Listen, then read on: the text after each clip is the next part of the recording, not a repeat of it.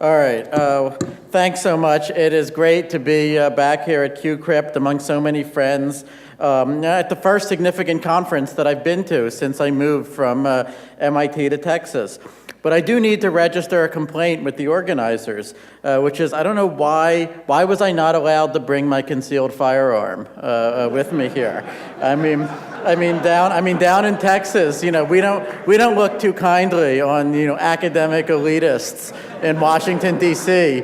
telling us who we are and aren't allowed to shoot or anything like that. Don't mess with Texas, all right?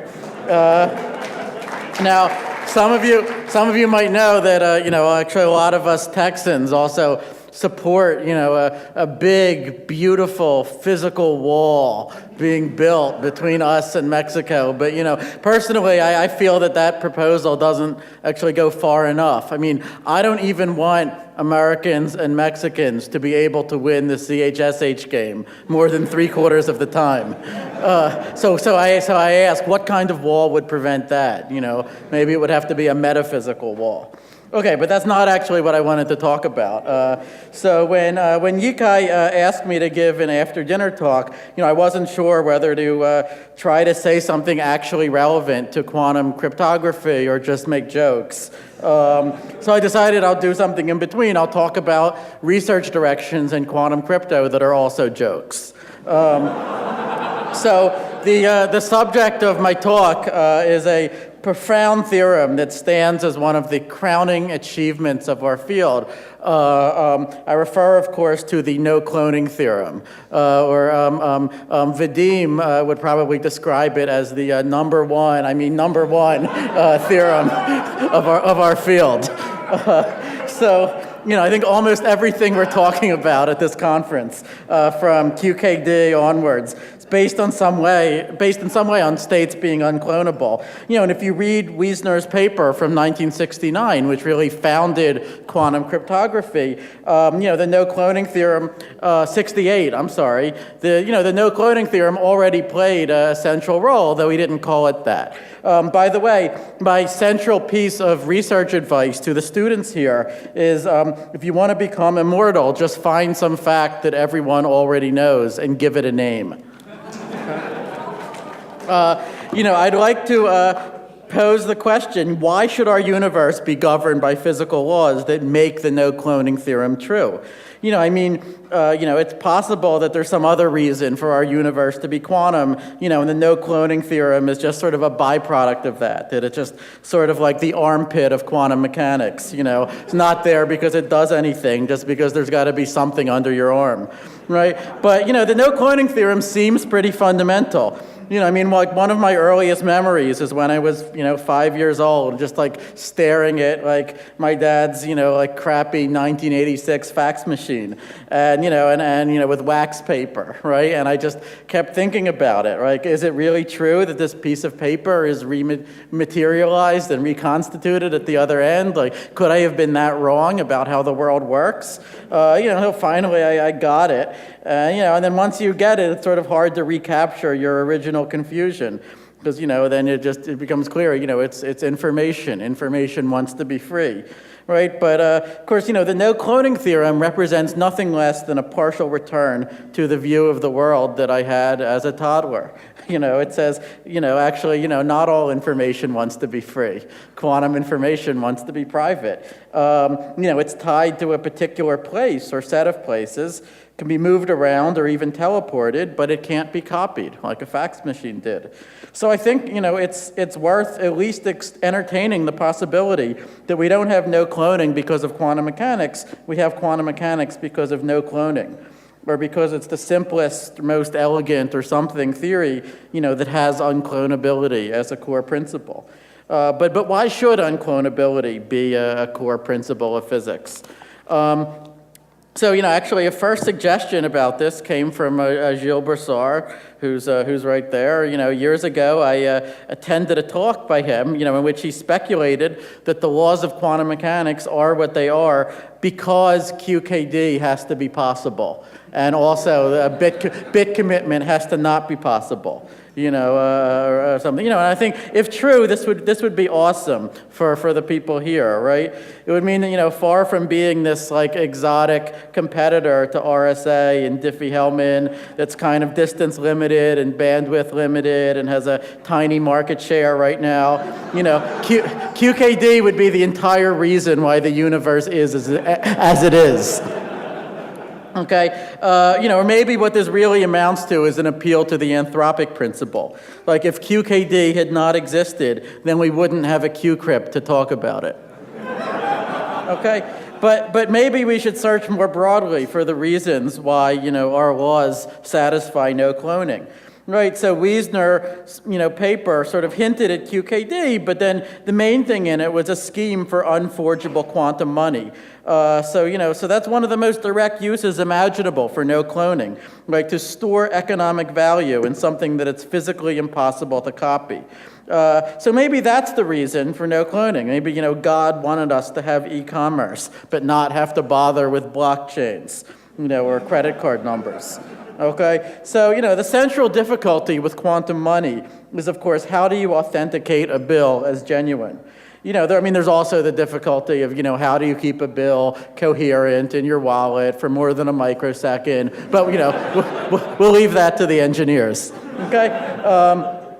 So in Wiesner's original scheme, he solved that problem by saying that whenever you want to verify a bill, you've got to bring it back to the bank, and then the bank will look up the serial number of the bill, and that will tell it in which basis to measure each of the qubits. Okay, so with that system, you can actually get information theoretic security against counterfeiting. Okay, but the fact that, you've got to bring the bill to the bank sort of negates much of the advantage of quantum money in the first place. Like, if you're going to keep bringing in a bank, then why not just use a credit card agency?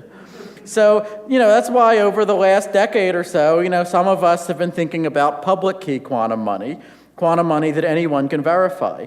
So, for this, you need not only the no cloning theorem, but also some cryptographic hardness assumption. Okay, but, we could do that, So, in recent years, I'm proud to say, we've achieved glory by proposing a huge variety of new public key quantum money schemes. We've achieved even greater glory by breaking almost all of them. After a while, there were basically two schemes left standing, one based on knot theory by Ed Farhi, Peter Shor et al. Now, that one is proven to be secure under the assumption that it can't be broken. Then there's another scheme, which Paul Christiano and I proposed in 2012, based on hidden subspaces. And for ours, Paul and I were able to do a little bit better than Farhi et al. We gave a security reduction. Okay, we proved that that our money scheme is secure unless there is a polynomial time quantum algorithm to find subspaces hidden by sets of low degree polynomials, yada yada. All right, you can read the paper. Okay, now today the situation is that my and Paul's security proof remains completely valid. Okay, and our money is completely insecure. So our reduction means the opposite of what we thought it did. So it turns out our money can be broken, and as a consequence, there actually is a fast quantum algorithm to find zero sets of multivariate polynomials, with a much, much better success probability than we would have thought. So what happened first is that some French algebraic cryptographers, Falguieri, Pina, I can't pronounce their names, but anyway, they used Grosvenor bases to break, a noiseless version of our scheme. Damn Grosvenor bases. Like, I don't trust anything with an umlaut in it, okay? I said, all right, fine, at least we've got a noisy version of our scheme. But then we found a quantum reduction from breaking our noisy scheme to breaking the noiseless one. Now I'm choosing to spin this situation positively. I'm saying, we used quantum money to discover a striking new quantum algorithm for finding zeros of polynomials. Yes, that's what we did. So, okay, but the bottom line is until we invent a better public key quantum money scheme, or otherwise sort this out, I don't think we're entitled to claim that God put unclonability into the universe in order for quantum money to be possible. So if not quantum money, what about copy-protected quantum software? A quantum state, you feed it into your computer, lets you evaluate some function on any input of your choice, but it doesn't let you efficiently prepare more states that would let someone else evaluate the same function. I think that this is important as one of the preeminent evil applications of quantum information. Right, like why should nuclear physicists and genetic engineers have a monopoly on evil? Why not us? Okay, but is copy-protected quantum software even possible? The first worry you might have is, yeah, maybe it's possible, but every time you wanted to run the program, you'd have to make a measurement that destroys it, so then you'd have to go buy a new copy of the software, and so on. Now, of course, for the software company, this would presumably be a feature rather than a bug. Okay, but it turns, but there is this fact, many of you have probably seen it, it's called the almost as good as new lemma, or the gentle measurement lemma, whatever. It says, look, as long as the outcome of your measurement can be predicted almost with certainty, given knowledge of a state, then your measurement only damages the state by a little bit. So you can actually keep reusing it over and over. Okay, so this means that if quantum money and copy-protected quantum software and all these other things are possible at all, then they can also be made reusable. I summarize the principle as if rockets, then space shuttles. Okay, so like with quantum money, one can show relative to a suitable oracle, it's possible to quantumly copy protect any efficiently computable function, or any function that's hard to learn from input-output behavior. And in fact, the implementation could be not only copy protected but also obfuscated. As Bill Pfefferman pointed out in his talk today, right? The famous Baraka et al. Theorem on the impossibility of obfuscation actually, breaks down when you've got the no cloning theorem. It assumes the ability to copy the obfuscated program. Okay, but what we really care about is whether this stuff is possible in the real world. So I was able to give candidate implementations of quantum copy protection for very, very special kinds of functions, like checking the validity of a password.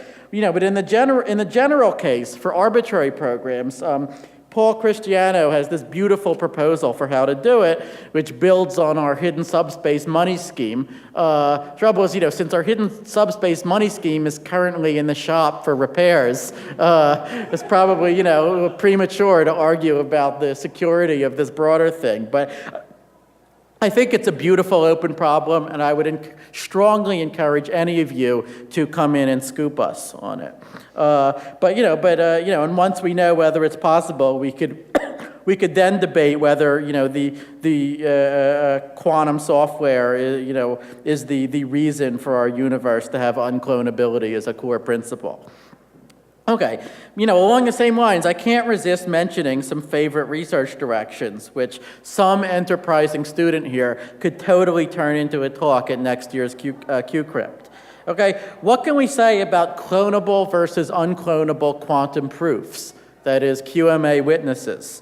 Okay, so for which problems in QMA can we ensure that there is an accepting witness that lets you efficiently create as many additional accepting witnesses as you want? Besides the ones that have classical witnesses, the QCMA problems, okay? Likewise, for which problems in QMA can you ensure that there's an accepting witness that does not let you efficiently create additional accepting witnesses? I have some observations about these questions, but almost anything, come ask me if you care, but almost anything one could ask about them, I think, remains open. Okay, now admittedly, it's not clear how much use an unclonable proof would be. Okay, like imagine a quantum state that encoded a proof of the Riemann hypothesis or something, and you would keep it in your bedroom on some glass orb on your nightstand or something, and like whenever you felt your doubts returning about the Riemann hypothesis, you would take the state out of its orb and you would measure it again to reassure yourself. You'd be like, my precious, and no one else could copy your state and gain the same Riemann faith-restoring powers that you had. I don't know, I'm probably, I'm not going to make this case to DARPA, but, okay, one could also ask about unclonable quantum advice states, or clonable ones, that's also a great problem. Okay, but maybe none of this quite gets at why our universe has unclonability. And this is an after-dinner talk, so do you want me to get to the really crazy stuff? Yes? All right. Okay, what if unclonability is our universe's way around the paradoxes of self-reference, like the unsolvability of the halting problem and Gödel's theorem? Allow me to explain what I mean. All right, we all, in kindergarten or whatever, learned Turing's proof of the unsolvability of the halting problem. This isn't usually stressed, but that proof actually does more than advertised. So if someone hands you a program that they claim solves the halting problem, Turing doesn't merely tell you that person is wrong. He says very, very explicitly, here is how you make a jackass of that person, okay? Here is how you construct a counterexample, right? And the way you do it is you take the claimed program, you modify it in some simple way, and then you feed that program itself back into the claimed halt decider. And then, you conclude that if it halts, then it has to run forever. If it runs forever, then it has to halt. So it's like, right? Okay. But now imagine that the program that someone hands you, which they claim solves the halting problem, is a quantum program.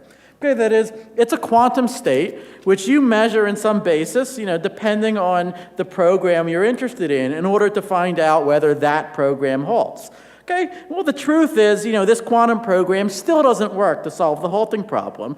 After all, there's some classical program that simulates the quantum one, and we know the classical program doesn't work.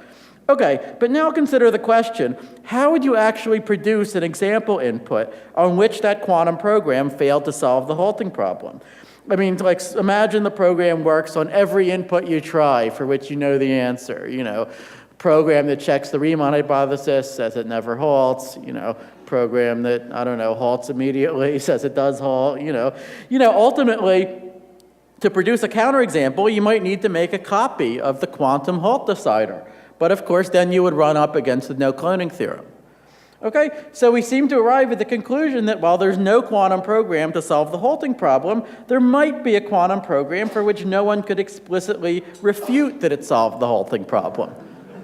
Okay, I was pretty excited about that observation for like a day or two, okay, until I noticed the following. Well, suppose your quantum program that allegedly solves the halting problem has n qubits. Okay, then it's possible to prove that that program can't possibly be used to compute more than, let's say, 2n bits of Chaitin's constant omega, okay, which is the probability that a random program halts. Okay, but if we had an actual oracle for the halting problem, then we could use that to compute as many bits of omega as we wanted. Okay, so now if I treated my quantum program as if it were an oracle for the halting problem, okay, and I used it to compute the first 2n bits of omega, well then I would know that assuming the truth of quantum mechanics, the program must have made a mistake somewhere. Okay? I mean, there would still be kind of a weird thing, which is that I wouldn't know on which input my quantum program had made a mistake. I would only know it must have made a mistake somewhere. Okay, now if you're a little clever about it, you can narrow things down to, 2 inputs, on at least one of which your quantum program must have made a mistake. Okay, but I still don't know if you can concentrate the wrongness in a single program. Okay, anyway, you can play a similar game with other famous applications of self-reference. For example, suppose you use a quantum state to encode a system of axioms. then that system of axioms will still be subject to Gödel's incompleteness theorem. All right, I guess I trust that, even though there's an umlaut. So if the axioms are consistent, they won't be able to prove all the true statements of arithmetic, blah, blah, blah. Okay, but we might never be able to produce an explicit example of a true statement that the axioms don't prove. Because to do so, again, we would have to sort of copy our state and thereby violate the no cloning theorem. Okay. But, since I'm a little bit drunk, I should confess that all of this stuff about Gödel and self-reference is just a warm-up to what really sort of keeps me up at night, which is, could the no cloning theorem have anything to do with the mysteries of personal identity and free will? Ooh. All right. Well, I first encountered this idea in Penrose's book, The Emperor's New Mind. But I want to stress that I am not talking here about the possibility that the brain is a quantum computer, much less about the possibility that it's a quantum gravitational hypercomputer that uses microtubules to solve the halting problem. I might be drunk, but I'm not that drunk. Okay? I also think that this Penrose-Lucas argument based on Gödel's theorem for why the brain has to work that way is flawed. Okay? But here I'm talking about something different. See, I have a lot of friends in this singularity, friendly AI movement, and I enjoy talking to them, whenever I pass through the Bay Area, which is where they tend to be. And a lot of them express great confidence that before too long, maybe 20 or 30 years, maybe 100, I don't know, but, we'll be able to upload ourselves to computers and live forever on the internet, as opposed to only, living 70% of our lives on the internet like we do now. Okay. Now, of course, this would have a lot of advantages. For example, anytime you were about to do something dangerous, you would just make a backup copy of yourself first. If you were struggling to meet a conference deadline, you would spawn 100 temporary copies of yourself and have them all help you out. Okay, if you wanted to visit Mars or Jupiter, you just email yourself there. Okay, if Trump became president, you would just not run yourself for 8 years. Okay, and so forth. Okay. Admittedly, some awkward questions arise. For example, let's say the hardware runs, 3 copies of your code and takes a majority vote just for error correcting purposes. Does that bring 3 copies of you into existence or only 1? Or, let's say your code is run in homomorphically encrypted form, or quantumly encrypted form, and the only decryption key is stored in another galaxy, right? What then? Or, when you fax yourself to Mars, if you want to make totally sure that you're going to wake up on Mars, is it important that you delete the copy of you that remains on Earth? My favorite is, could someone threaten you by saying, look, I've got a copy of your code, and you either do as I say, or I'm going to make 1,000 copies of you and subject them all to horrible tortures. The issue in all these cases, and that, in a world where there could be millions of copies of your code running on different substrates and different locations, or things where it's not even clear if they count as a copy of you or not, we don't seem to have a principled way to take as input, a description of the state of the universe and identify where in the universe you are. Or even a probability distribution over the places where you could be. And yet you seem to need that in order to make predictions and decisions. So, a few years ago, I wrote this gigantic essay called The Ghost in the Quantum Turing Machine, a post-tenure essay, where, I tried to make the point that, we don't know at what level of granularity a brain would need to be simulated in order to duplicate someone's experience. Maybe you would only need to go down to the level of neurons and synapses. But if you needed to go all the way down to the molecular level, then of course we know that, no cloning would immediately put a stop to some of the paradoxes that I mentioned before. It would mean that there were some microscopic, yet essential details about each of us that were uncopyable and localized to a particular part of space, our heads. Okay? We would all, in effect, be quantumly copy-protected software. We each have this core of unpredictability. Of course, not just probabilistic unpredictability like a quantum random number generator, but, other people wouldn't even know what the states were. Okay, of course, by having futuristic nanorobots scan our brains and, and yada, yada, and so forth, it would be possible in principle to make extremely realistic copies of us. But those copies, wouldn't capture quite everything. Maybe not enough for your experience to transfer over. One could speculate. Okay, so maybe the most striking aspect of this picture is that, yeah, sure, you could teleport yourself to Mars, but to do so, you would have to use quantum teleportation. Okay, and as we all know, quantum teleportation necessarily destroys the original copy. So, you wouldn't face all these science fiction, crises about what do you do with the copy that remains on Earth. Look, now I don't know if any of you are like me and you ever get depressed over reflecting that all of your life experiences, all of your joys and sorrows, your loves and losses, every itch, every flick of your finger, all could be encoded by a huge and finite string of bits, and therefore by a single positive integer. Really? No one else gets depressed about that? Well, it's because it's kind of like, given that integer has existed since before there was a universe, and will continue to exist after the universe has degenerated into a thin gruel of radiation, what's the point of even going through the motions? It's all there. It's all in the integer, okay? But, the no cloning theorem, at least raises the possibility that maybe, this integer is really your integer. At least, it's something that no one else knows, no one else could know, even in principle, even with futuristic brain scanning technology.